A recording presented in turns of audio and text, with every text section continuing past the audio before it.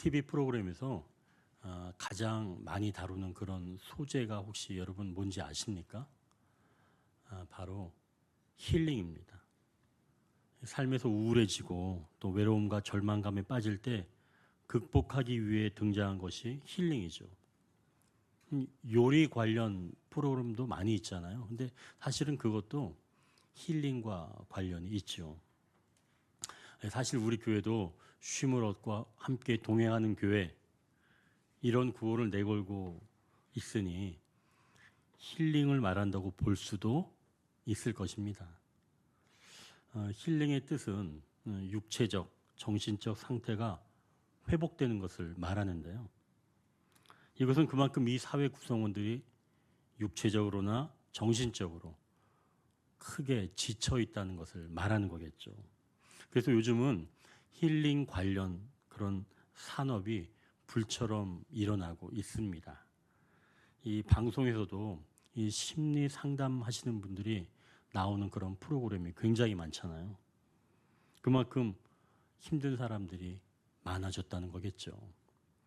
자, 그러니 사실은 서로 되도록이면 마음을 불편하게 하는 일은 없어야 되겠죠. 자, 그럼 성경 세계에서는 어땠을까요? 먼저 우리가 좀 배경을 나눈다면 바울이 아시아에서 전도를 하다가 이제 아시아가 아닌 마게도니아 건너가서 거기에서 유럽의 첫 관문인 빌립보에서 복음을 전하게 됩니다. 이 빌립보 도시는 헬라 제국의 왕인 바로 알렉산더의 아버지 빌립 2세가 재건한 도시인데요. 인구는 한 10,000명 정도밖에 되지 않는 소규모 도시이지만 영향력만큼은 로마시의 버금가는 그런 도시가 바로 빌립보였습니다. 이 빌립보의 이 로마에서는 퇴역한 그런 군인들을 이주를 시켰죠. 그리고 그들에게 로마 시민권을 부여를 했습니다. 그래서 당시에 3분의 2 이상이 로마 시민권을 가지고 있었다라고 하는 그런 문헌의 기록이 있습니다. 그렇다면 그 사람들은 로마 시민권을 가지고 있었기 때문에 굉장한 자부심을 가지고 살았다는 것이겠죠. 바울이 바로 이러한 빌립보에 전도를 시작을 한 겁니다. 근데 빌립보는 유대인들이 별로 없어서 회당이 없었어요. 회당은 적어도 15명 정도가 있어야지만이 유대인의 회당이 지어질 수가 있는데 그만한 숫자도 없었던 거죠. 그래서 바울은 이제 기도하려고 강가에 나아가게 되었습니다. 그때 마침 우리가 너무나 잘 아는 자주색 옷감 장사를 하는 루디아를 만나게 되죠. 그래서 그녀의 집에서부터 이 빌립보 교회가 시작이 됩니다. 이 빌립보 교인들은 바울의 사역에 처음부터 함께 했던 그런 자들이었어요. 그래서 바울이 마게도냐를 떠나서 있을 때, 데살로니가나 고린도에 있을 때에도 헌금을 보내면서 그 사역에 동참했던 사람들이 바로 빌립보 교인들이었죠. 그러니 바울이 얼마나 이 빌립보 사람들에게 힘을 얻었을까요? 그렇다고 그들이 잘 살았던 그런 사람들은 아니었습니다. 어려웠지만 재정적으로는 분명히 쉽진 않았지만 그럼에도 불구하고 바울의 그 사역에 함께 동참하기 위해서 마음으로 모아서 또 그렇게 함께 했던 사람들이 바로 빌립보 교인들입니다. 그러면 바울은 어떻게 빌립보 교인들을 생각했을까요? 그래서 바울은 빌립보 교인들을 내 동역자다라고 생각하면서 그들을 항상 그리워했지요. 그래서 이 빌립보서의 내용은 마치 친구에게 보내는 듯한 아주 따뜻한 그런 어체로 담겨져 있습니다. 자, 이제 바울이 빌립보 교인들에게 권면하는데요. 14절을 한번 보십시오. 우리가 14절 같이 읽겠습니다. 모든 일을 원망과 시비가 없이 하라. 지금 바울이 빌립보 교인들에게 서로 원망, 시기가 없이 하라고 지금 권면하는 거죠. 그렇다면 지금 빌립보 교회에 이런 현상이 조금이라도 나타나는 것이 아마 있다는 겁니다. 아마 힐링이 좀 필요한 상황이 발생한 건 아닐까요? 서로 마음을 불편하게 하지 말라, 이런 뜻에서 한 말이 아닌가 말입니다. 먼저 이 원망이란 뒤에서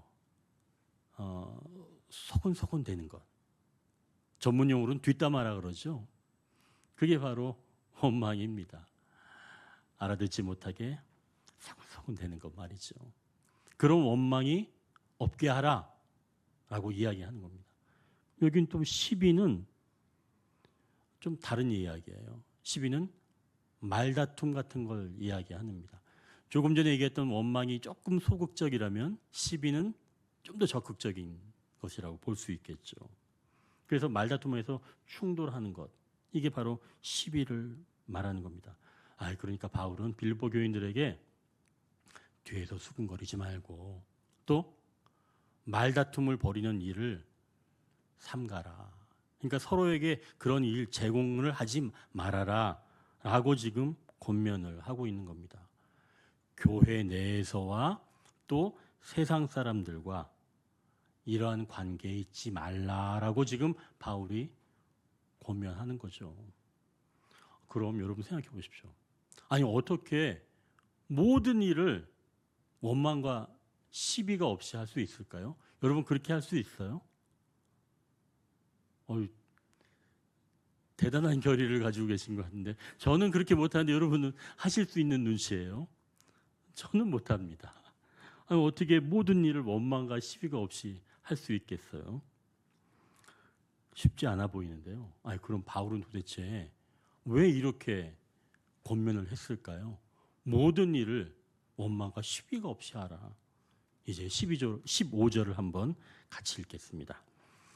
이는 너희가 흠이 없고 순전하여 어그러지고 거스르는 세대 가운데서 하나님의 흠 없는 자녀로 세상에서 그들 가운데 빛들로 나타내며.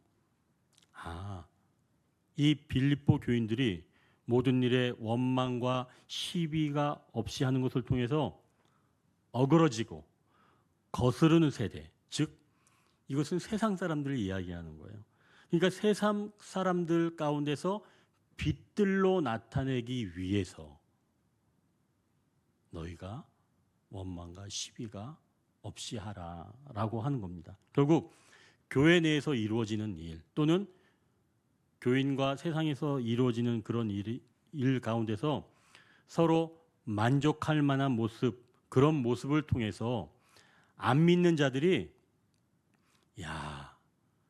교회 안에 이런 그 모습을 보니 너무 멋있다, 빛처럼 보이는구나 라고 생각할 수 있도록 원망과 시비가 없이 하라라고 지금 바울이 권면하는 거죠. 이 얘기는 좀 더 쉬운 말로 전도를 위해서, 복음 전도를 위해서 너희가 모든 일에 서로 양보하고 인내하라 라고 하는 말씀으로 볼 수가 있습니다.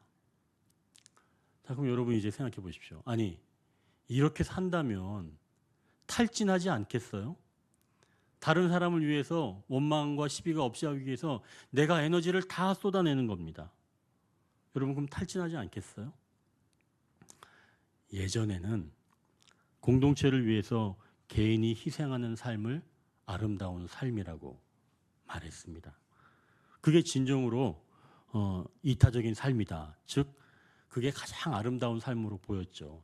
공동체를 위한 그런 삶 말이죠. 그래서 개인보다는 공동체가 우선, 그래서 개인적인 감정을 잘 드러내지 않고 또 만약 드러내는 사람이 있다면 그 사람은 성숙하지 못한 사람이다. 예전엔 그렇게 판단을 했죠. 그러니까 결국은 내면에 막 불만이 쌓이는 겁니다. 예전에는. 그래서 화병이 많이 생기잖아요. 하지만 공동체의 힘에 의해서 그 내면의 그 불편함이 드러나지는 못했던 거죠. 그런데 시간이 흐르면서 이제는 공동체보다는 개인이 더 소중하다라고 하는 성향이 바뀌어진 겁니다. 그래서 요즘은 자신을 위한 인생을 살라라고 이야기를 하죠. 자신을 돌보지 않고 주변을 의식해서 무례하게 살다가는 그때는 탈이 난다라고 말하는 겁니다. 그래서 삶을 태워버리는 마음의 병, 이걸 바로 번아웃이라고 하죠.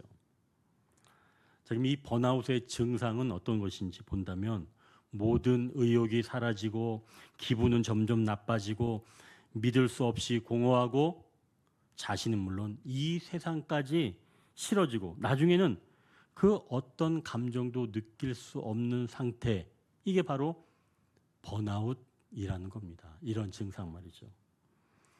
이 남성들은 번아웃이 생겼을 때 이 원인을 주로 조직에서 찾는다고 합니다. 반면 여성은 주로 인간관계에서 원인을 찾는다고 해요. 또 이 번아웃을 표현하는 방식이 조금 다른데요. 여성은 어떻게 번아웃을 표현하냐면 주로 극도의 슬픔이나 눈물 등을 통해서, 즉 감정을 통해서 번아웃을 표현한다면, 이 남성들은 심혈관계 질환 또는 골절, 위궤양 이런 신체적인 질병으로 이 번아웃을 안다고 합니다. 결국 여성보다는 남성들이 더 위험한 거예요. 그래서 유사한 증상이 나타나면 결국은 자신의 신체와 정신의 주의를 기울여야 한다는 거죠. 무엇이 지금 내 삶을 태우고 있는지, 내 존엄을 갉아먹고 있는지 알아야 한다는 겁니다. 그러면서 이 번아웃에서 벗어난 사람들의 어떤 공통적인 의견이 있는데요. 어떻게 하면 그럼 이런 번아웃에서 벗어날 수 있을까? 그 사람들이 말하는 공통적인 첫 번째 의견은 바로 거절의 용기라고 합니다. 타인의 요구가 아닌 내 마음의 신호에 충실할 수 있는 용기. 이게 번아웃에서 탈출을 할 수 있는 가장 중요한 비결이라는 거예요. 거절의 용기. 그리고 두 번째 길은 삶의 속도를 구체적으로 줄이는 데 있다고 합니다. 그러니까 직장에서 막 밥을 먹을 때 어떤 사람은 한 5분 만에 밥을 먹는 사람이 있어요. 그럼 밥을 먹는 게 아니라 이건 이제 집어 넣는다고 표현할 수 있죠. 막 그냥 이렇게 막 얼마나 빛의 속도인지 숟가락에 보이지 않는 밥을 넣는. 그러면 이제 사실은 음식 맛을 볼까요? 음식 맛을 못 보죠. 그러니까 그러한 상황에서 벗어날 수 있는 것은 속도를 늦추는 겁니다. 그래서 밥을 먹을 때도 맛을 느껴보면서 천천히 먹으라는 거죠. 그 속도를 줄이는 것, 그게 번아웃에서 벗어나는 두 번째 길이라는 거예요.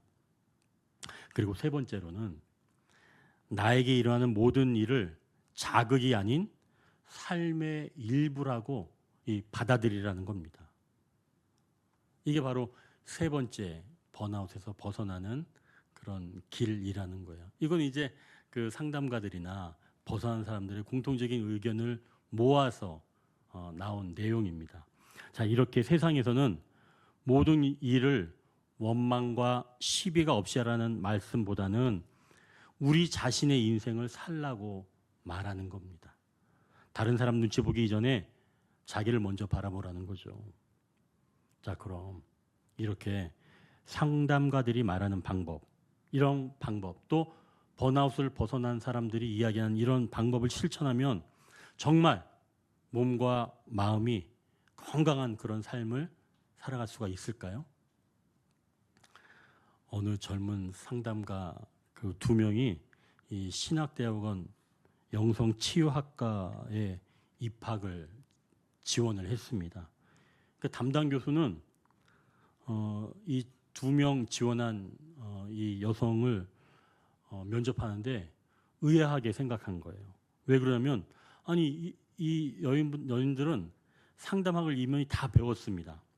그리고 현재 상담가로 활동하는 사람들입니다. 근데 왜 굳이 영성치유 이 석사 과정에 입학하려느냐? 이제 면접관이 물어본 거예요. 그러자 이 두 명이 똑같이 이야기를 하는 겁니다. 현장에서 내담자가 방문을 해서 상담을 하면 그때는 호전이 돼서 완치가 되는데 나중에 가면 다시 재발되고 그러기를 계속 반복하는 환자가 많아서 원인을 알 수가 없었다는 겁니다. 그런데 기독교 영성에서 답을 찾으라는 그 조언을 듣고 이렇게 영성치유학과 석사 과정에 입학하려고 한다는 이야기를 제가 듣게 되었습니다. 일반 상담은 치료를 목적으로 합니다. 그래서 좋은 치료 사례들이 굉장히 많이 있죠. 얼마든지 좋은 사례들이 있습니다. 그렇게 치유를 경험하고 나면 그 좋은 경험들이 쌓이게 되면서 나중에는 다른 질환이 생겨도 때로는 쉽게 이겨낼 수 있는 그런 확률이 있습니다. 그런데 어떤 새로운 자극이 올 때마다 매번 다시 어려움을 겪는 일이 발생한다는 거예요. 이러한 일들이 사실은 상담 현장에서 매번 반복되는 것을 알게 된 이후부터 일반 상담으로는 온전한 치유가 어렵겠구나 라고 하는 판단이 들었다는 겁니다. 그래서 기독교 영성 치유 그 과정에 문을 두드리게 되었다는 거예요. 오늘 본문에서는 일반 상담에서 그렇게 하지 말라는 자기 자신을 다 내어주는 것과 같은 모든 일에 원망과 시비가 없이 해야 한다고 말씀하는 겁니다. 그렇다면 이거는 일반 상담이 하지 말라는 거예요. 근데 지금 이걸 하라는 겁니다. 이 신앙의 세계에서는. 그럼 하나님께서는 이렇게 강하게 말씀하시고 우리에게는 그냥 한 20%만 지켜. 내가 강하게 얘기할 테니까 조금만 지켜. 이런 뜻에서 말씀하신 걸까요? 아닙니다. 이제 우리가 12절, 13절을 한번 같이 읽겠습니다. 12절, 13절. 그러므로 나의 사랑하는 자들아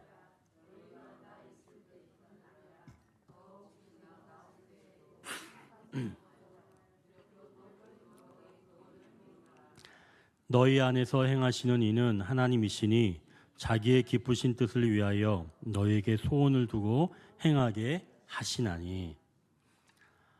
이 지금 그리스도인의 일상은 구원을 이루는 삶이라고 지금 말씀합니다. 그러니까 이 일상이 구원과 연결되어 있다는 거예요. 그러니까 그리스도인의 삶은 구원을 이루는 아름다운 성화의 과정이라는 말씀입니다. 그러니까 사람들은 그냥 일상이 회복이라고만 생각하지만 그게 아니라 이 신앙의 세계에서는 구원과 일상이 다 하나로 연결되어 있는 거예요. 이 구원이 없이는 그 일상을 온전한 회복을 경험할 수가 없다는 겁니다. 그러니까 구원은 항상 우리 일상과 연결되어 있는 거예요. 이걸 지금 우리가 놓치면 안 된다는 거죠. 이게 구원의 문제와 연결되어 있다는 거예요. 그것을 기억하지 못하면 일반 상담에서 아무리 해도 온전한 치유는 얻을 수가 없다는 거죠. 참 이제 여기서 이제 한 가지 기억할 게 있습니다. 그렇다면 구원이란 무엇인가? 예수 그리스도께서 나의 죄로 인하여 십자가에서 못 박혀 죽으셨고 다시 살아나셨다는 것을 내가 믿으면 그때 내가 죄를 용서받는 것, 바로 그게 구원의 출발입니다. 그때 즉시로 하나님과 관계가 회복되는 거예요. 여러분 이 구원은 아시죠? 예수님께서 십자가에서 못 박혀 돌아가신 것이 곧 나의 죄 때문이라는 사실을 인정하는 그때 내 죄가 용서받는다는 사실입니다. 여러분 그러한 고백은, 그러한 믿음이 곧 구원의 출발인 거예요. 그거에 다 있어야 된다는 얘기예요. 그리고 그 고백과 동시에 하나님과 관계가 회복되는 겁니다. 그게 구원인 거예요. 이 구원이 없이는 우리가 일상을 온전하게 회복되는 것을 경험할 수는 없다는 겁니다. 이게 전제가 되어 있는 거예요. 자, 그럼 12절에 구원을 이루라는 말씀 한번 보십시오. 근데 지금 바울은 너희 구원을 이루라라고 지금 이야기하는 거예요. 제가 조금 전에 설명드렸잖아요. 구원은 내가 예수님이 나로 인해서 십자가 못 박혀 돌아가셨습니다. 내가 그걸 믿으면 즉시로 내가 구원을 받는다고 했는데 지금 바울은 어떻게 얘기하냐면 너희 구원을 이루라 라고 이야기하는 겁니다. 그럼 아직도 구원을 이루지 못한 것처럼 다시 말하는 거예요. 그럼 이거 좀 말이 좀 이상하지 않나요? 아니 내가 고백만 하면 믿으면 구원을 받는다고 했는데 아니 구원을 또 이루라는 건 또 뭔가? 여기서 우리가 이것을 주목할 필요가 있다는 거죠. 김도연 목사님이 쓰신 빌립보서 주석의 내용을 토대로 좀 말씀을 드리면 구원에 대한 이 오해를 두 가지로 이야기를 하는데요. 빌립보서 1장 6절에 이렇게 말씀합니다. 너희 안에서 착한 일을 시작하신 이가 그리스도 예수의 날까지 이루실 줄 우리는 확신하노라. 여기서 예수님은 너희 가운데서 착한 일, 곧 구원의 일을 예수의 날까지 이루신다고 말씀합니다. 그러니까 구원은 너희 안에서 착한 일이에요. 너희 가운데서 착한 일. 이 얘기는 곧 구원은 개인적으로 받는 것이 아니라는 겁니다. 그러니까 즉 구원을 이룬다는 것은 개인적으로만 이루어지는 게 아니라는 거예요. 구원은 공동체 속에서 한 개인이라는 겁니다. 여러분, 이 구원이 내가 예수님을 믿고 내가 다 용서함을 받았으면 그게 구원을 다 이룬 게 아니라 내가 예수님을 믿고 죄사함 받았으면 그것이 이제는 공동체에서 구원을 이루는 데까지 나아가야 한다는 얘기예요. 이것은 곧 한 사람의 구원이 개인뿐만이 아니라 공동체 안에서 완전하게 이루어진다는 사실입니다. 이것은 뭐냐면 구원은 교회 안에 온전하게 있다는 이야기예요. 한 개인이 내가 예수님을 믿습니다라고 해서 끝나는 것이 아니라 우리 교회의 머리 되시는 예수님과 함께 협력하면서 한 마음으로 싸워나가는 이 거룩한 공동체 교회 안에서 온전한 구원이 있다는 거죠. 그래서 구원은 공동체 안에서 이루어진다는 겁니다. 이게 첫 번째, 이것을 기억해야지만이 우리가 구원을 이룬다는 것을 이해할 수가 있는 거예요. 이걸 이해해야 이제 두 번째 오해를 알 수 있는데요. 두 번째 오해는 바로 구원을 이루라라고 하는 12절 말씀인데요. 이제 우리가 생각할 수 있죠. 아니 나는 이미 구원을 받았는데 아니 왜 다시 이루라고 말하지? 이렇게 생각할 수 있다는 겁니다. 이와 같이 생각하는 것은 조금 전에 말씀드린 것처럼 구원의 첫 번째 오해의 결과라는 건데요. 즉 구원을 개인적인 것에서 끝나는 것으로 생각하기 때문에 우리는 구원을 공동체 안에서 이루는 것인지 잘 모른다는 거죠. 결국 공동체 생활을 통해서 구원이 완성되어 간다는 말씀입니다. 그럼 이제 생각할 수 있어요. 그럼 구원을 내가 공동체 안에서 이루지 못하면 어떡하지? 모든 일을 원망과 시비가 없이 내가 어떻게 할 수 있지? 라고 생각할 수가 있습니다. 바로 이 부분이 세상 사람들과 다른 겁니다. 착한 일을 시작하신 예수님께서는 우리를 그냥 내버려 두지 아니하시고 13절을 한번 보십시오. 13절 보니까 이렇게 말씀하죠. 너희 안에서 행하시는 이는 하나님이시니 자기의 기쁘신 뜻을 위하여 너에게 소원을 두고 행하게 하시나니. 우리가 처음 믿음을 고백하면 그때 성령님께서 우리 안에 내주하시는 거예요. 우리 안에 들어오시죠. 우리 안에 마음을 자리를 잡으셔서 우리가 행동할 수 있도록 동력이 되어주시고 또 마음을 주신다는 말씀입니다. 그러니까 우리가 처음에 예수님을 믿겠다 고백하면 그때부터 성령님께서 내 안에 들어오셔서 내 안에 다른 사람 또는 어떤 의지를 가지고 내가 저 사람도 사랑이 될까? 사랑할 수 있을까라고 하는 마음도 주시고 그것을 이룰 수 있는 동력까지 내 안에 주신다는 거예요. 그래서 내가 믿음과 동시에 내가 타인의 구원을 위해서도 내가 이바지할 수 있는 마음, 또 그 힘이 그 안에 들어오기 시작한다는 겁니다. 그래서 그것을 내가 감당하기 시작을 할 때 비로소 구원을 이루어가는 거예요. 그러면서 그 사람도 구원이 이루어지는 거죠. 그래서 구원은 공동체적이라는 거예요. 이러한 것들을 우리가 이해할 때 구원이 개인적인 것에서 넘어서 그래서 교회 공동체 안에서 있는 것이 이토록 중요하구나라고 하는 것을 알 수가 있다는 거죠. 교회 공동체를 떠나서 여러분 구원은 없습니다. 개인적인 구원은 없는 거예요. 구원은 공동체 안에서 이루어가는 겁니다. 자, 그렇다면 이제 어떤 마음을 가지고 살아가면 될까? 이 12절을 보면 빌립보 교인들이 바울이 있을 때와 없을 때 모습이 달랐나 봅니다. 사실은 당연하죠. 사람이 있을 때 하는 행동과 사람이 없을 때 하는 행동이 다르죠. 그래서 바울은 이 빌립보 교인들에게 너희가 두렵고 떨림으로 구원을 이루라 라고 말씀하는 겁니다. 즉 너희가 살아갈 때 내가 하나님 앞에 서 있는 것처럼 두렵고 떨리는 마음으로 하나님 앞에 서 있다는 사실을 잊지 않고 하나님을 경외하는 마음을 가지고 그 일을 감당하라는 말씀입니다. 그러니까 내가 비록 너희한테 몸은 떠나져 있지만 너희가 두렵고 떨림으로, 즉 하나님 앞에서 그 일들을 행한다라고 생각하면서 살아가라. 이렇게 지금 이야기를 하는 거죠.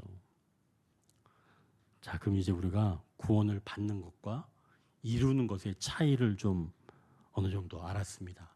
처음 우리가 구원을 받는 것은 내가 주님을 믿기로 결심했을 때 내가 새롭게 태어난다는 것을 말씀하는 것이면, 구원을 이룬다는 것은 공동체 안에서 각 지체가 헌신의 삶을 통해서 공동체적인 구원을 이루어낸다는 것이지요.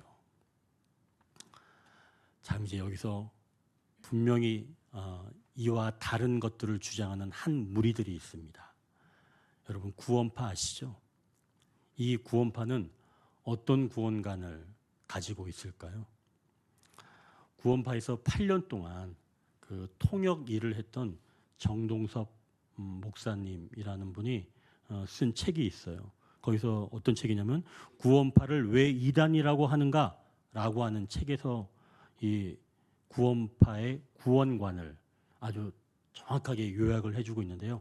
잘 들어보시고 기억하십시오. 이 구원파의 구원관을 알고 있어야, 물론 우리의 구원관을 정확하게 알고 있어야 그거와 다른 것에서 흔들리지 않는데요.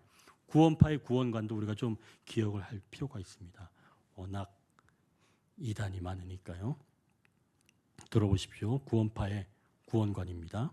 유대인은 예수를 마음에 영접함으로써 구원을 받지만 우리 이방인은 죄 사함의 복음을 깨달음으로 구원을 받는다. 이들은 깨달음을 통해서 구원을 받는다고 이야기하는 거예요. 구원파들은. 그래서 하나님은 인간을 사랑하시나 인간은 하나님을 사랑할 수 없다. 구원파는 이렇게 이야기해요. 하나님은 구원파 교회를 예정하셨고 개인은 예정하지 않으셨다. 하나님은 사람의 영을 구원하시기 때문에 일단 죄 사함을 받으면 육신으로는 어떻게 생활하든 관계가 없다. 여러분 이렇게 구원파들이 구원을 얘기한다니까요. 또 모든 종교 행위와 율법의 요구에서 해방되는 것이 구원이다. 그래서 복음의 진리를 피동적으로 깨달으면 구원받는 것이지 인격적인 회개나 믿음의 결단은 필요 없다. 성도의 교제가 바로 기도이며 예배다. 새벽 기도는 한국의 미신적 종교성의 표현이다. 세계 역사상 새벽 기도회를 통해 신령하게 된 사람은 없다. 손으로 지은 교회는 필요 없다. 그리고 교회의 참모습에 대한 비밀은 구원파가 처음으로 깨달았다. 구원파 모임에 붙어 있는 자만 예수님 재림할 때 들림 받는다. 이게 바로 기독교 복음 침례에서 가르치는 교리의 핵심이에요. 이들은 일단 죄 사함을 받으면 육신으로는 어떻게 생활하든 관계가 없다고 가르칩니다. 이거 얼마나 잘못된 가르침이에요. 이 이단이죠. 구원은 처음 받은 칭의 구원과 또 조금 전에 말씀드렸던 것처럼 우리가 계속 성장하면서 이루는 성화 구원이 있는 겁니다. 우리는 이 두 가지 구원이 다 있다는 것을 반드시 기억해야 되는 거예요. 칭의 구원과 성화 구원. 이 두 가지. 한 개인이 출생했다면 그는 반드시 성장해야 합니다. 성장이 따라와야 되죠. 아니 누가 태어났는데 그 태어난 상태로 멈춰 있는 사람이 어디 있어요? 태어났으면 성장하는 겁니다.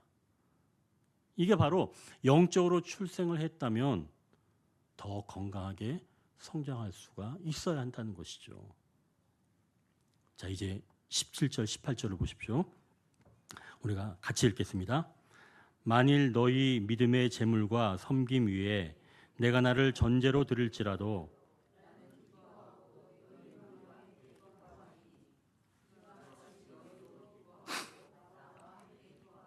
아멘. 지금 바울도 공동체 구원을 지금 이루고 있는 거죠. 빌립보 교인들의 성화를 위해 자신의 몸을 불태워 전제물로 드려질지라도 함께 기뻐하겠다라고 하는 말입니다. 이제 이 바울이 왜 이렇게 하는지 알겠죠? 이게 바로 예수 그리스도의 모습이면서 동시에 자기 역시도 성화의 구원을 이루어가는 겁니다. 함께 그들이 올바른 구원을 받도록 나도 함께 전제로 드려질지라도 기뻐하겠다라고 하는 거죠. 그래서 진정한 기쁨을 아는 자는 타인의 구원을 이루는데 기쁨으로 함께 한다는 겁니다. 그것이 곧 공동체 안에서 자신의 구원을 이루는 아름다운 모습이라는 거죠. 주님과 관계를 맺으면 내 안에 예수 그리스도께서 살아가십니다.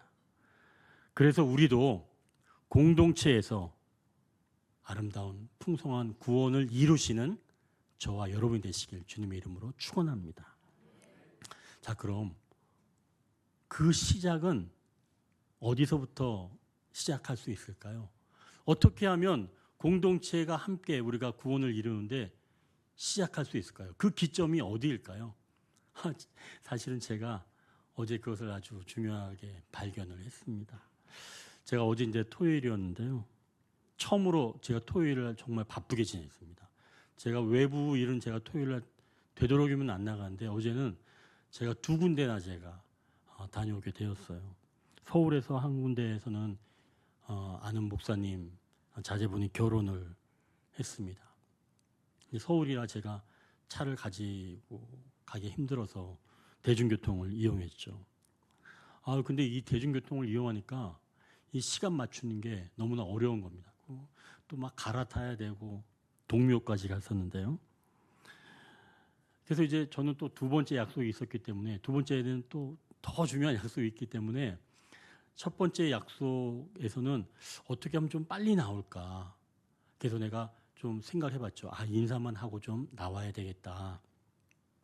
이렇게 생각하고 첫 번째 약속 장소에 가서 이제 주인공 목사님도 보고 그래서 이제 인사를 하고 있는데 보니까 전에 섬기던 교회에 이 교우가 딱 있는 거예요. 너무 반갑기도 했는데 좀 시간이 되어서 그런지 서먹서먹하기도 했습니다. 묘한 기분이 들었어요. 어떻게 되나? 내가 시간이 조금 여유가 있는데 이분들과 좀 더 교제를 해야 되나? 예식을 보면서 밥은 못 먹더라도 좀 말을 좀 나눠야 되나? 그런 생각이 들었는데 어떻게 되나 근데 사실은 보니까 제 몸은 벌써 예식장을 빠져나오고 있는 거예요. 내 생각은 그들과 좀 교제를 하고 좀 그래야 되나? 라고 좀 생각하는데 제 몸은 벌써 더 중요한 곳이다 생각하면서 빠져나가고 있는 겁니다. 그때 제 마음에 후회가 밀려오기 시작을 했어요. 그래서 오랜만에 만난 사람들인데 아니 그 사람들이랑 그래도 한 5분 10분 분명히 여유가 있는데 좀 따뜻하게 손도 잡아주고 또 이야기도 나눠주고 왜 내가 그렇게 못할까? 왜 그 사람들을 조금 더 축복해주고 좀 위로를 못 해줬을까? 이런 후회가 막 그 전철을 타고 가는데 밀려오기 시작했습니다. 너무 괴롭더라고요. 야, 내가 오늘 본문을 묵상을 하면서 있는데 다른 사람이 좀 더 구원을 이루어가는데 내가 그 잠깐의 시간도 내가 못 내주고 함께 기뻐하지 못하는가. 내 스스로 너무나 자책이 되는 겁니다. 그리고 전철역에서 딱 내렸는데 하늘이 왜 이렇게 맑아요? 내 마음은 찌뿌둥한데 하늘은 왜 이렇게 맑은 거예요? 비라도 왔으면 좋겠는데 너무 맑은 거예요. 그러니까 내가 더 비참하게 보이는 거죠.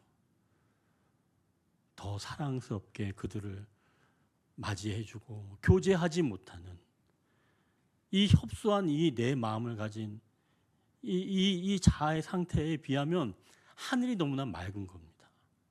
너무나 송구한 거예요. 그래서 어제는 너무나 제 모습이 초라하게 느껴졌습니다. 아니 내가 조금 더 그 5분 10분만 좀 그들과 교제했으면 얼마나 좋을까. 아니 그런 여유도 없나 나한테. 그런 아쉬움이 막 밀려들기 시작을 했죠. 그래서 이 부족한 이 제가 어떻게 공동체를 위해서 구원을 이룰 수 있을까? 참 답답했습니다. 그래서 사실은 제가 오늘 이 말씀을 보면서 모든 일을 원망과 시비가 없이 하라는 이 말씀을 단 1%도 나는 이뤄내지 못했다라고 하는 그것에 온 마음, 답답한 마음이 정말 너무나 힘이 들었죠. 자, 그럼 이런 저의 마음을 어떻게 하면 정말 하나님께서 공동체를 이루는 그런 마음으로 변화시킬 수 있을까요? 그건 바로 제가 여러분에게 이렇게 고백하는 겁니다. 나는 정말 공동체, 그 각 개인의 구원을 이루는데 이바지하고 싶지만 나는 그것조차도 할 수 없어. 마음은 있는데 안 되는 거예요. 내가 이것을 고백함으로 인해서 우리가 시작할 수가 있다는 거죠. 이것을 고백하는 게 바로 출발점인 겁니다. 내가 마음은 있지만 나는 잘 못하는구나. 이게 출발점이라는 거예요. 내가 그것을 완전하게 해내는 게 구원을 이루는 게 아니라 나도 구원을 이루고 싶어. 이뤄주고 싶어. 그런데 안 돼, 잘. 주님, 전 안 돼요. 이걸 고백하는 게 시작이라는 거예요. 여러분, 아까 제가 처음에 인사 나눌 때 얘기했죠. 제가 성도를 위해서 기도하겠습니다. 여러분 기도 돼요? 다른 사람을 위해서? 안 돼요, 기도. 내 기도하기도 바쁜데 어떻게 남의 기도까지 해주겠어요. 그때 하나님, 저는 저 성도를 위해서 기도해주고 싶은데 기도가 안 나와요. 어떻게 하면 좋아요? 이게 바로 시작이라는 겁니다. 이게 바로 공동체 구원을 이루어가는데 시작이라는 거예요. 여러분, 그럴 때 주님, 저는 할 수 없습니다. 주님께서 하도록 저에게 힘을 주십시오. 이러한 기도가 저절로 나오게 되는 거죠. 그래서 비로소 우리가 공동체 구원을 이루어가는데 출발점을 잡을 수가 있다는 겁니다. 그렇다면 이제는 언젠가 벽을 잡고 일어나 걷는 아이처럼 또 단단한 음식물을 먹으면서 건강해지는 아이처럼 그리고 마침내 다른 사람의 손을 잡아줘서 일으켜줄 수 있는 그런 건강한 어른이 되어서 동료의 구원을 이루어주고 나의 구원도 이루어가는 그리고 마침내 아름답게 쓰임을 받는 저와 여러분이 되시길 주님의 이름으로 축원합니다.